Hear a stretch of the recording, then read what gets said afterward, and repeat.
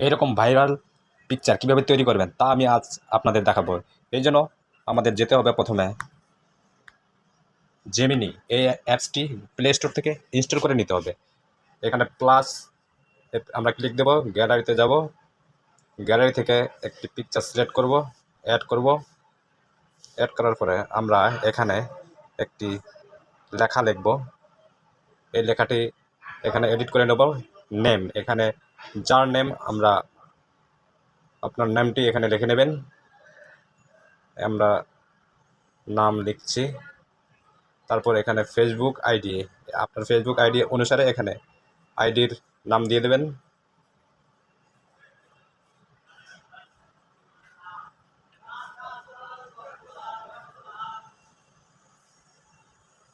আইডির নাম দিয়ে দিলাম।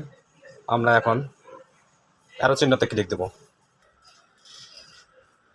ছবিটি তৈরি হয়ে গেছে, এখন আমরা ডাউনলোড করব। ডাউনলোডে ক্লিক করে ছবিটি ডাউনলোড করে নেব।